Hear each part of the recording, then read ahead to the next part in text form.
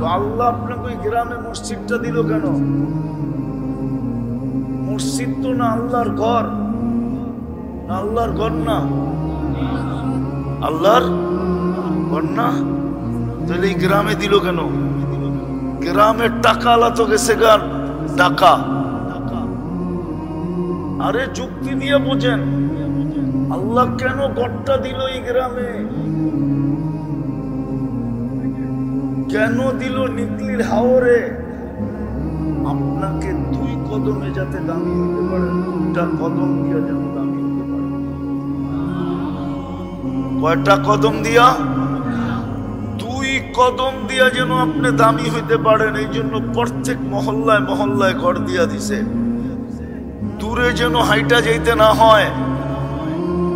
যদিও দূরে হাইটা গেলে কদমে কদমে সওয়াব হবে, বাপসে শয়তানে ধোঁকাও দিতে পারে যে এত দূরে মসজিদ, নামছে বৃষ্টি, জামু কেমনে, এই ধোঁকা যেন শয়তান না দেয়। এই জন্য প্রত্যেক মহল্লায় ঘর দিছে যেন 2 কদম দিয়ে দামি হতে পারে।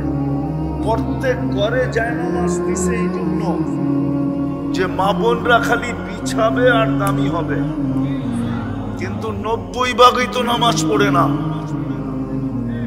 দেখলাম তো নামাজ হইলো কয়জন যুবক নামাজ পড়লো, চোখে তো দেখলাম, নামাজ তো পড়ে না। ওকে তো দামি বানানোর জন্য ঘর দিয়া দিল, সিস্টেমের বিপরীত। পয়সাওয়ালা হইলেই চলে যায় উত্তরা, পয়সা হইতে দেরি ধানমন্ডি যেতে দেরি করে না, গুলশান বাড়ি ফ্ল্যাট কিনতে দেরি করে না, বনানীতে বাড়ি বানাইতে দেরি করে না। আর আল্লাহ তো ঘর দিয়া দিল মহল্লায়, ঘর দিয়া দিল হাওরে, ঘর দিয়া দিল জঙ্গলে, ঘর দিয়া দিল পাহাড়ের উপরে, ঘর দিয়া দিল চরে, ঘর দিয়া দিল অজয় পাড়াগায়। বইলেও তো দিল না যে বিল্ডিং ছাড়া হবে না, এটাও তো শর্ত দিলেন না। শর্ত তো দিল তুই পাতা দিয়া বানাইলো আমার ঘর, আমি মেনে নেব, তারপরও তুই দামি হ। তোকে আমি শ্রেষ্ঠ বানায় অস্তিত্ব দিছি, তুই শ্রেষ্ঠত্বের ইজ্জত রাখ। মানুষ সৃষ্টির সেরা, তুই শ্রেষ্ঠত্বের ইজ্জত রাখ। কালকে যেন তোর বাড়ির কুকুর তোকে দেখা না হাসি দেয়। কুকুর তো কালকে মাটি হয়ে যাবে, কোন তোরা বা মাটি হয়ে যাবে। আপনার আমি তো জাহান্নামের ইন্ধন হব, উকুদুহান নাস, ইন্ধন বানানো হবে, ইন্ধন। কুকুর দেখবে আর হাসবে, বলে কুকুরও কি হাসে নাকি? হাসে। দেখবেন কালকে কুকুরের হাসি। কুকুর বলবে দুনিয়াতেও তোকে আমি সতর্ক করছি, মাঝে মাঝে তোকে দেখা কেউ কেউ করছি, তুই ভাবছস আমি কেউ কেউ করি? কেউ কেউ করি নাই। বাইজিদ বুস্তামি রহমতুল্লাহ আলাইহি লেখছেন, কুকুর আমাদেরকে দেখা সতর্ক করে, আনকিদ নাফসাকা মিন গাযাবিল জাব্বার, তুই আল্লাহর আযাব থেকে তোকে বাঁচা। তুই আল্লাহর আযাব সইতে পারবি না। এক একটা জাহান্নামীর দাঁত হবে 10 কিলোমিটার, একটা মারি হবে 160 কিলোমিটার। যেই চেহারায় ফিট হবে ওই চেহারাটা কিরকম? আরে বলেন না, কিরকম হবে ওই চেহারাটা? এক একটা রান হবে, ওই পাহাড় কোত্থেকে উঠে নিয়ে আসবো আমি। ওই পাহাড় তো আমি 4 বার দেখছি। জাবালে বায়দার সমান এক একটা রান হবে, ইয়ামানে রাখা আছে ওই পাহাড়। এক একটা রান হবে এরকম মোটা পাহাড়ের সমান। জাহান্নাম সহজ? হ্যাঁ, শরীরে এত শক্তি, জাহান্নাম সয়ে ফেলবে? এখনো তো মাঘ মাস চলতেছে, পাঙ্খা তো দেখি চালাইতেছে এখনো। কি দিনের বেলা পাঙ্খা চলে না এখন? সূর্য কি মাথার উপরে? 9,30,00,000 মাইল দূরে। যুবক বোঝো ভালো মতে, দামি বানাও নিজেকে। আল্লাহর হুকুম এই জন্যই দিছিলেন, কঠিন তো দেন নাই। বলেও তো দিছিলেন লা ইউকাল্লিফুল্লাহু নাফসান ইল্লা উসাহা, তোর সাধ্যের বাহিরে দেই নাই।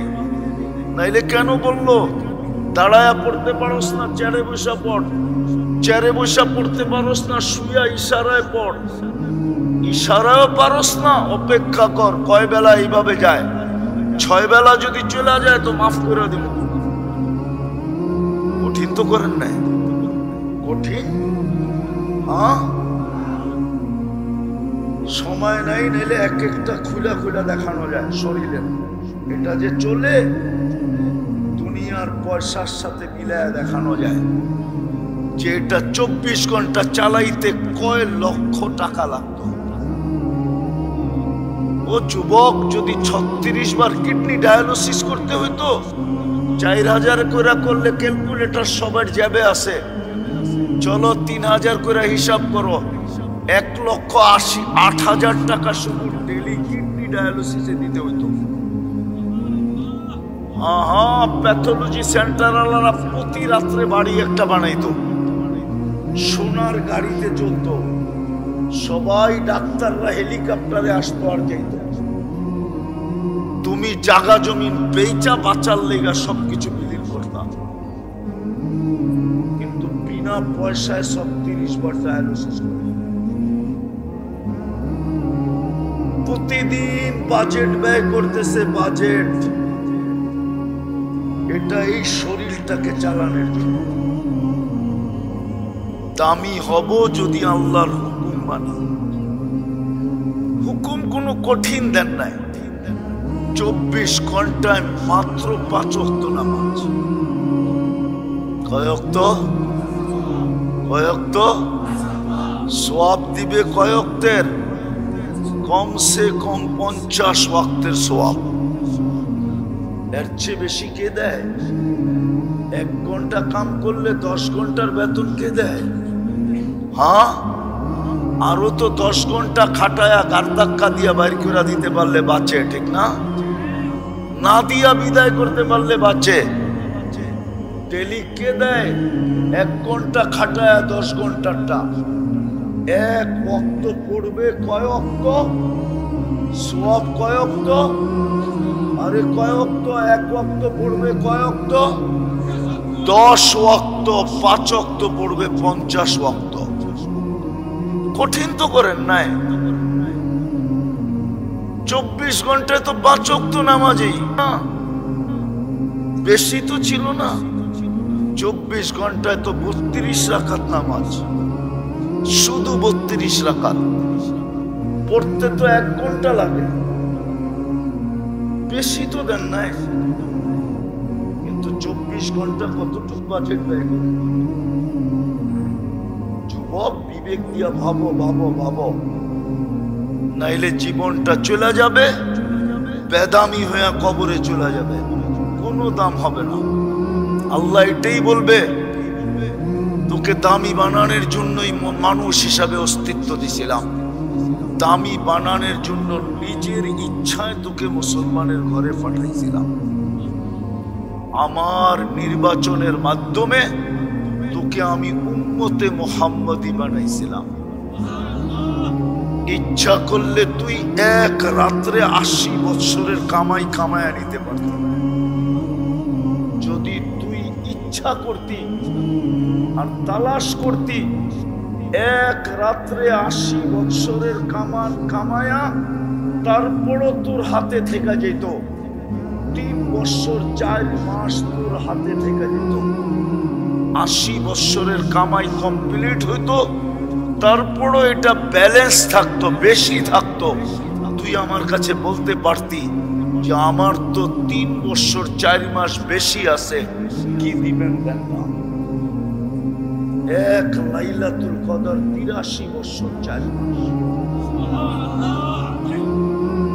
খায়ের বাদেই দিলাম খায়রুম মিন আলফি শাহর, খায়ের বাদ দিয়ে শুধু আলফে শাহর বললাম।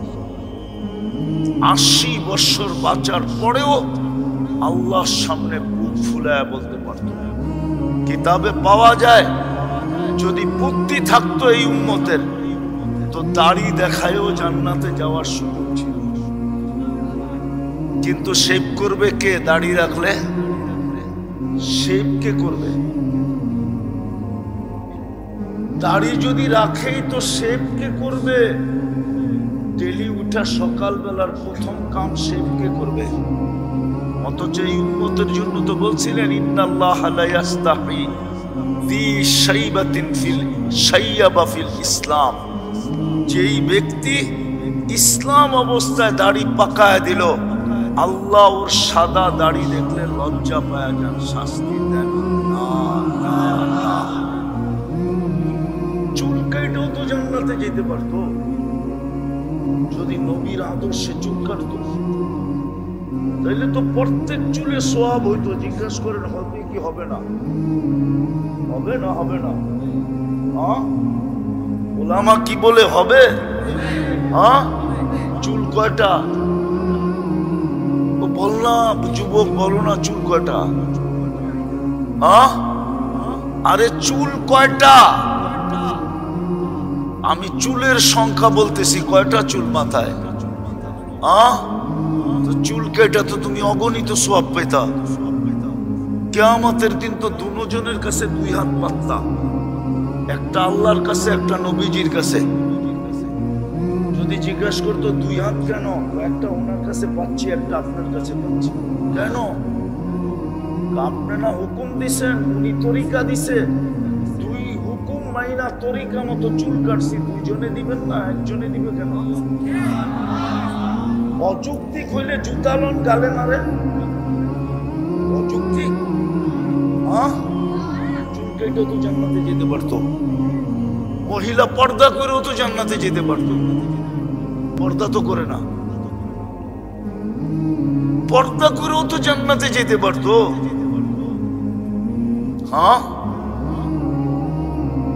হায় হায় হায়।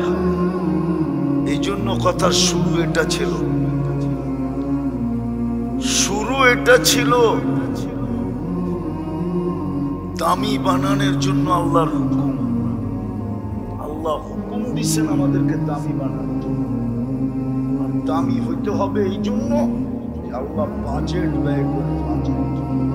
এটা আল্লাহর বানানো। আল্লাহ দেখতে চান না যে এটা জাহান্নামে যাক।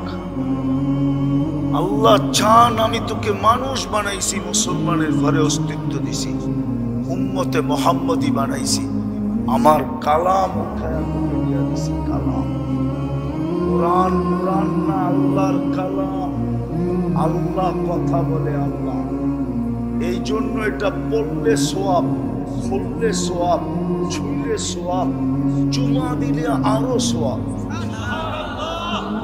মনে হয় সওয়াব না? একজনও তো চুমা দেয় না। বলো যে আমি ডেলি কোরআন পড়ি না, খালি উঠে চুমা দিই। বলো একজন চুমাও তো দেয় না। চুমা দিলেও তো সওয়াব। শুধু সওয়াব না, আছে প্রবাসী এখানে, প্রবাস থেকে ভিডিও কল করা, সে ওই দিকের থেকে মোবাইলে টাচ করে চুমা দেয়, উনি এই দিকের থেকে মোবাইল টাচ করে চুমা দেয়। দুইজন খুশি হয় না? হয় না? মনে হয় বুঝাইতে পারি নাই। নাইলে তোমাগরটা বলবো, ভিডিও কল করে একজন আরেকজন রেকর্ডে, এইখান থেকে ওই চুমা দিয়া মজা লয়, ওইখান দিয়া ওই চুমা দিয়া মজা লয়। ঠিক না? দুইজনেই হাসে না? হাসে না? কেন হাসে? খুশি হয়ে হাসে। ঠিক না? আল্লাহর কালাম চুমা দিলে কি আল্লাহ খুশি হবে না? একজনও তো চুমা দেয় না। কোরআন তো বদদোয়া দিতেছে, বদদোয়া। এই জন্যই তো কিশোরগঞ্জ 40 বছর আগের থেকে এখন 100 গুণ উন্নত। না উন্নত না? 40 বছর আগের থেকে উন্নত না? কয় গুণ? 100 গুণ উন্নত। কিন্তু 100 গুণ সুখ বাড়ছে না 40 বছর আগের যে সুখ ছিল ওইটা কমছে? কমবে না কেন? কোরআন বদদোয়া দিতেছে, বদদোয়া। বৎসরের পর বৎসর পড়া আছে, একজন চুমা দিয়া দেখে। কোরআন কানতেছে ঘরের ভিতরে, দোয়া করতেছি আল্লাহ আমার এই আধ্যাত্মিক শক্তি দেখ, আমি লাউড স্পিকারে শোনায় দিব কোরআনের কান্না। আপনি বলবেন কোরআন কাঁদে, তাহলে এই হুজুর বলো খেজুর গাছ কিভাবে কাঁদলো? খেজুর গাছ যদি কাঁদতে পারে নবীর পিঠের ছোঁয়া না পাওয়ার কারণে, তাহলে কোরআন কেন কাঁদবে না? শুধু আল্লাহর কালাম আমাদের চুমা পায় না, হাতের ছোঁয়া পায় না, খুইলা দেখে না। আসেন, সামনে সুযোগ আসতেছে, সাবান পড়ায় যাওয়ার পথে। হ্যাঁ, 8-10 দিন তো হয়েই যাবে, সাবানের হয়ে গেছে, চলে যাবে। রমজান আসতেছে, 1 মাসে 70 মাসের কামান কামায় নেওয়া যাবে। দুনিয়ায় কোনো ব্যক্তি সিস্টেম রাখে না যে 1 মাসে 70 মাসের কামাই কামাবে। কোনো ব্যবসা সিজন নাই, ব্যবসায়ীদের কোনো সিজন নাই। 1 মাস ব্যবসা করবে, 70 মাসের কামান কামাবে, এরকম ব্যবসা ডাকাতি ছাড়া আর কোনোটা নাই। আরেকটা আছে হয়তো, কি ওটা দুর্নীতি ব্যবসা করে কামাইতে পারে। কি ব্যবসা? কিসের ব্যবসা? দুর্নীতি আর ডাকাতির ব্যবসা ছাড়া 1 মাসে 70 মাসের কামাই কোনো ব্যবসায় নেই। শুধু রমজান আছে, রমজান 1 মাস খাটবে, 70 মাসের কামাই দিবে। কেননা ফজর 70 গুণ বাড়ায় দেওয়া হয়, নফলকে ফরজ বানায় দেওয়া হয়। বলেন কয়টা সুপারি গাছ মিলে একটা কলা গাছ, একটা নারকেল গাছ হয়? বলেন না। সারা বাংলাদেশের সুপারি গাছ এক জায়গায় করলে একটা নারকেল গাছ হবে না? সারা সৃষ্টির নফল মিলে একটা ফরজ হয় না। রমজানে 1 নফলকে 1 ফরজ বানায় দেওয়া হয়। যুবক, তোমরা তাক লাগায় দিছো দুনিয়াকে, তোমরা দুনিয়াকে তাক লাগাইছো। দুনিয়া তাক লাগা গেছে 5 তারিখে। তোমাদের অবস্থা দেখা পায়ে দইরা বলি, রমজান মাস আসতেছে, কালকের থেকে আল্লাহকেও তাক লাগায় দাও। তাক লাগানোর অর্থ আল্লাহকে খুশি করে দাও। পারবা? আজকের থেকে মসজিদ ভরতে শুরু করো, আল্লাহ খুশি হয়ে যাবে।